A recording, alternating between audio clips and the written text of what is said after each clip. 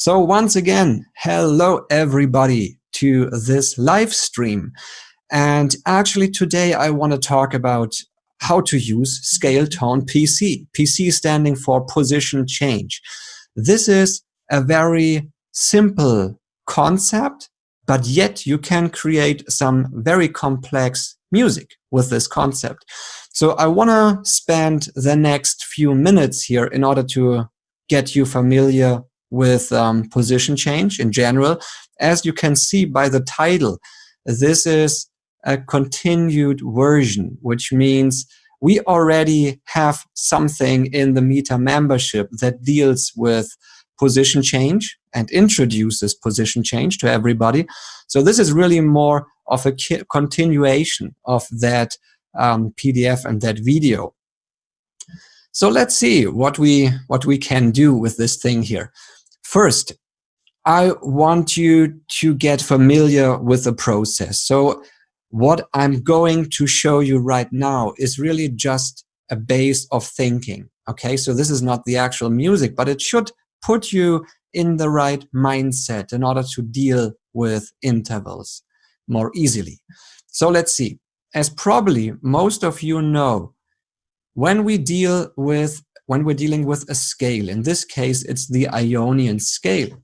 Okay, so then we have two different options how to explain this scale. And both options are totally equal. The first option is the most common option, really, and that is just by using the scale steps or scale tones. So in all of the Western, well, not in all, but in many of the Western scales and modes, we are dealing with 7 scale tones. And so that's a very solid and valid way of dealing with that. So the second way, however, is an explanation that uses intervals, chromatic steps in particular. And these chromatic steps right here are shown in green, and they give you the number of steps that lie in between those scale tones, okay? So you can describe this scale either with scale tones or with the distances in between the notes that appear in that scale. In our case, it is 2, 2, 1, 2, 2, 2, 1. That is the Ionian scale, basically. Okay, so let's get to the term position change. Position change really means a lot of things. In its simplest explanation, it means what is on top. Okay, so actually you have to have 2 notes at a minimum in order to have 1 note on top or at the bottom. So at this point, we are dealing with 2 notes, as you can tell. And we have just picked neighboring scale tones. Okay, so this is nothing else than scale tones 1 and 2. And then we go to the position change, which is, in this case, scale tone 2 is on top. In the second half of the bar, scale tone 1 is on top. So we just flipped the scale tones, nothing else. And we continue doing this with all of the neighboring scale tones, meaning 2 and 3. So this is 3 on top, this is 2 on top, then 3 and 4, and so on. So basically we just go up the C Ionian scale in scale tone pairs, so to speak. Then you see, we can also look at the vertical distances. And the vertical distances, this is a very handy thing, because when we go to a position change, it is really, in this usage, it equals the complementary interval. It's not limited to the complementary interval though, but in this case, it equals the going to the complementary interval. Like this 2 interval becomes a 10. And if you add those 2 numbers up, they get to 12. And 12 is the octave, as we know. So in this case, as you can tell from the little green numbers in each bar, we always count to 12 when we add those little things here. So we have 2 and 10, 1 and 11, and so on. So we don't have any other choices really in the church modes other than a 2 or a 1 chromatic steps in between the scale tones. Alrighty, so perfect. That is our first way that brings us to this mindset that we want to use in order to apply position change to our writing. Okay, so that's the main goal here. I want to keep the theory short though, so let me continue quickly here. So the next step is actually we want to bring in some complexity. And the easiest way in this case is really to bring in complexity by changing to another root tone in every second half of the bar. Essentially, we are not changing the scale. And here is something important to know and to recognize. At our academy, we don't write in a musical key. Okay, so you might have been asking yourself already, well, where does this F sharp comes from? Frank, I have no idea. So let me tell you. The point is, we are dealing with 2 root tones right now. And these 2 root tones, they are alternating. Okay, so essentially we are using the Ionian scale on a C root tone. And when we switch to the G root tone, we maintain the Ionian scale. Okay, so when we go to the G, then we are hitting notes from the Ionian scale starting on G. So every root tone becomes its own tonal center. That is completely different from the diatonic system, really. The diatonic system defines a tonal center, a musical key, and then all of the notes that you're supposed to use in its simplest form, again, are part of that scale, which means this brings you into tonality. This brings you into a musical key. That is not true when it comes to our approach. Okay, so essentially what we are doing here, we're picking scale tones 1 and 2 and starting with that, and we keep those scale tones and go to a position change. But those notes have changed right now, and they have changed accordingly to the root tone, to the new root tone, which has become the G. So scale tone 1, of course, is the G. That is the doubling of the root tone. Scale tone 2 is the note A, and that's exactly what's going on right here. Then when we go to scale tones 2 and 3, so the next pair in the scale, okay, and we are back on the C root tone right now, as you can tell. So this is really the notes D and E, okay? And when we go to the next bar, I just want to go to the C root real quick here. We always pick adjacent or neighboring scale tones from the C Ionian scale. And we do the same thing for the G Ionian scale, which means this is scale tone 3 at the bottom, 2 on top. Then it's 4 at the bottom, 3 on top. Okay, so we're just flipping the 2 scale tones accordingly to their new root tone. Essentially, what's happening is right now we are moving up 2 scales at the same time. So that is really also the beginning of bitonality, which is a very complex subject. But essentially, we are just using a superposition right now of the Ionian scale on C, on a C root tone, and the Ionian scale on a G root tone. Okay, so that's what we do. Okay, so moving forward, let's see. Then we want to bring in even some more complexity. And that is, okay, this time we want to change the scale whenever we hit the G root tone. Okay, and this time we say, this is our little guide here, we set the scale on the G root tone to the Dorian scale.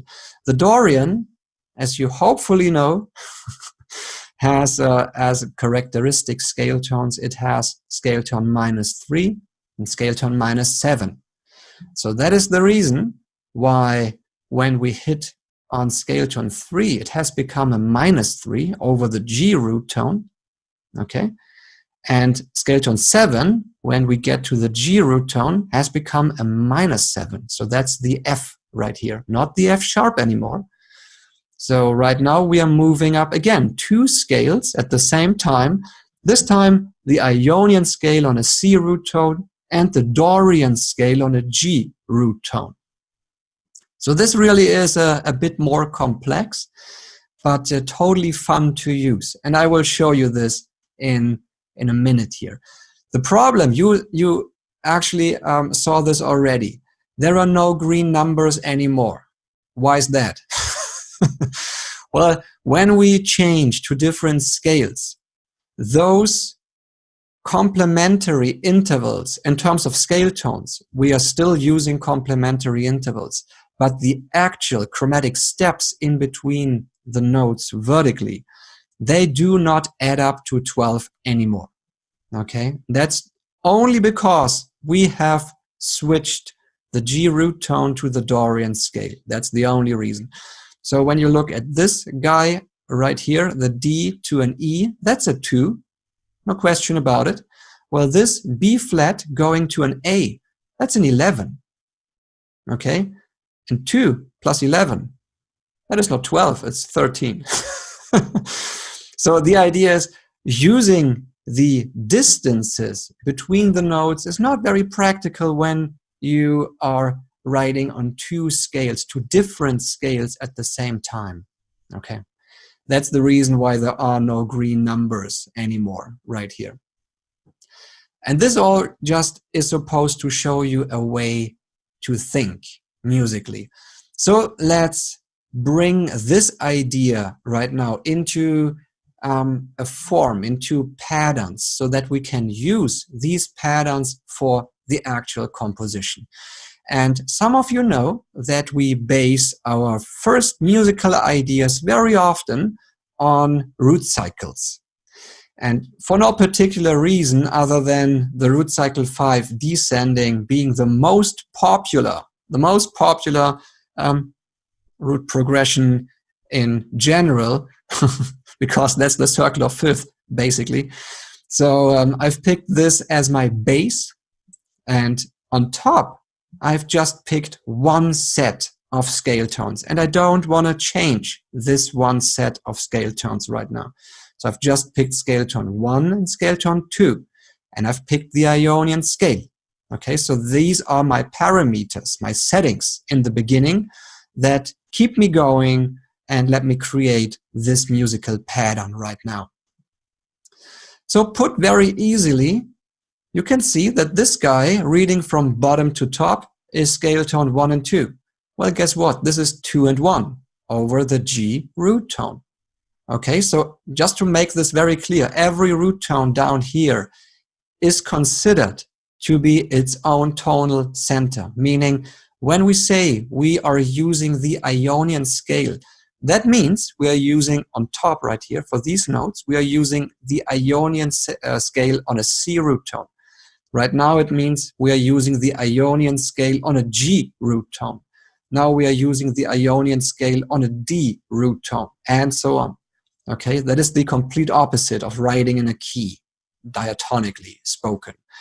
So that is how we create this pattern here. And this is a pattern. And patterns are great, mainly because I'm very brave, and I'm I'm telling you that I believe that around 90% of pop music is based on patterns, on musical patterns, maybe even more. The essence of that is patterns are a very, very strong starting point because they keep you going. They let you repeat some phrases. They let you create a hook, a musical hook, or a chorus that is very catchy so that people can remember this, right? So you want to have some repetition in your music, which means patterns are essential for writing music. And for that reason, we want to be very efficient composers, and we want to use quick methods in order to get to these patterns. So that is one way. And we have actually a whole course about root cycles. Every CIT, meaning composer in training, knows what I'm talking about because they probably all of them had to deal with these root cycle assignments. And basically what this ends up teaching you is voice leading. But that's another topic, probably another live stream. For now, I just want to focus on position change, really. So when you compare, let me proceed here so that we're not running out of time.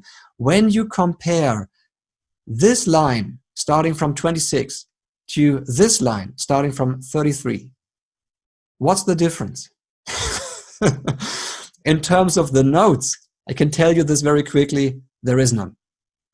The difference, however, because there is a difference, absolutely, we have changed the scale from the Ionian scale to the Dorian scale. But now you might ask, well, Frank, why should I consider the scale anyway when I'm not using the characteristic scale tones in my writing? So the result, it's the same basically. So why should I care? Well, that's a good question. You should care about the scale you pick because this is just the first step in creating these patterns. And in the next step, actually, which I'm about to show you in 40 seconds, we want to connect these dots with some line movement and some line writing. And when we do this, I guarantee chances are high that we step on the characteristic scale tones that define the scale, which means, okay, now then it becomes a big difference if we had picked the Ionian or the Dorian scale. And I actually want to show you this real quick.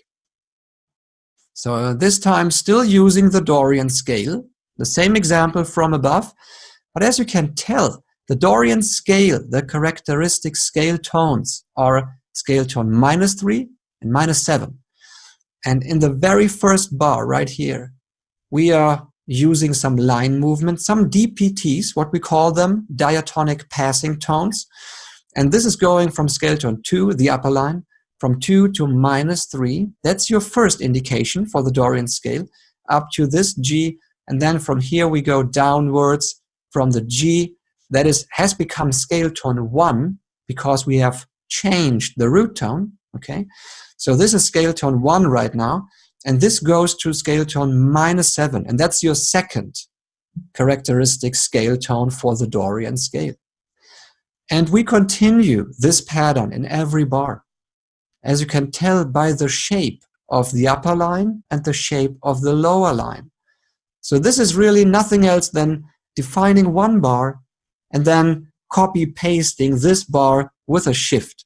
That's essentially what this root cycle leads you to. At the end, because a root cycle 5 by its nature keeps you going, and it's very hard sometimes to get out of this. Sometimes it feels like you are really trapped in the matrix or something, because it just feels so natural that you continue to the next root tone. So for getting out of this root cycle, it's a good idea to change the scale, because that is an ear catcher, and this gives you a break, and this gives the listener a break. That is the main reason why we have switched to the Ionian scale right here. Okay, so this is going from scale tone 2 to scale tone 3, not to -3 anymore. So that is a smooth getting out of this root cycle, so that the listener doesn't get confused. So guess what? Now here comes the fun part. And when I told you in the beginning that we want to use basic concepts in order to create complex music, really, I didn't lie to you. So in this case, put simply, whatever we can do once, we can do twice. And when you look at the treble, this was essentially what we did up to now in this PDF. But as you can tell from the bass structure right here, we have defined a second scale tone set that is moving against our upper set. So this lets us use 4 notes at a time. And this is a very practical starting point, and I'm telling you why. By picking those initial 4 notes, you are defining really a color, a sound, and there are some guidelines that we give along the way how to choose these scale tone sets. One of these guidelines is we don't want to double any note in octave positions. Another guideline is we don't want to create 13s, because a 13 most often sticks out in a very bad way. And if you want to learn more about that, please scroll a little bit down in my YouTube or Facebook stream, and you will see that there is a live stream about the overtone series. And that is exactly what you want to click on. And there you will find the answer why avoiding a 13 oftentimes is a good idea. Not always, but oftentimes. So these are some basic guidelines that we give everybody at hand when they pick those scale tone sets. And to be exact, in the treble, we've picked scale tone 4+ and scale tone 5. And in the bass structure, we've picked scale tone 3 and -7. And the good thing about creating a pattern, while writing out this pattern, we are not changing the scale tones that we use. And that means that we maintain the same gradation of color or sound complexity, whatever you want to call it really. But this lets you write some music over time. You can write the emotional wave a little bit longer. You don't have to change the emotion. And this does not change the emotion because it's the same thing all over again. But this pattern, it's not just a repetition, it's a repetition and a shift. And this shift makes it interesting for the listener, for the audience. So you don't just want to use a plain copy-paste in your writing. Always try to incorporate a little bit of nuances and some changing details, because this is really what separates the men from the boys, so to speak. Okay, so that is just a little example how to create complexity. And I encourage everybody really to write out some of these examples, and whenever you have found a combination in your very first vertical structure, stick to this and perform a position change with this set down here, and then perform a position change with this set up here. And just be true to that. Write it out over a few bars. And that will become our starting point in a few minutes for some compositions that I want to show you. So the only thing that you have to be aware of is this method by its nature can lead to the crossing of voices. Crossing of voices is not a bad thing in general, but it can confuse your voice leading and it can confuse your orchestration. So I would be aware of the fact that whenever you cross voices, do it on purpose. And actually we have a complete lesson about crossing of voices and why this is a great idea and why this is a shortcut as well to some musical results. But that's not the topic for now. So the idea is, when you look at the starting point, typically you want to have one of these sets in an open position. So this is a 1, and the position change obviously would be an 11, right? Remember, you want to have complementary intervals that add up to 12. That's the octave. So this will go to an 11 in the next structure. And this one will go to an 11 as well in the next structure. And this creates the problem, because when you look at these things individually, you actually won't see any problem, right? It's very structured. It's clear to see. Well, when it comes to instrumentation and orchestration, really, it will be not as easy as it is right now. And I'm telling you why. Your ear will go to the closest movements of these voices right here. And that means, okay, if you're using this E flat, and actually when it comes to voice leading and this pattern right here, this E flat goes up to the A right here. That is his partner, his position change partner. But guess what? This guy down here, this is crossing voices with this B flat up here. So this E essentially appears in between these two notes. So what your ear is going to pick up is a chromatic movement from E flat going to E. But these are two individual parts, right? And that's the problem. So you can solve this with orchestration, absolutely, by picking individual and separate colors for these lines. But I would rather try to avoid these problems in the process of composing, right? So this way you are better off when it gets to the orchestration. You don't have to fix it later. You can actually just avoid it in the first place. And this is a smarter idea in general. So that is an example of crossing of voices. Just be aware of that. It's not wrong, as I said, but it can be a potential problem for you.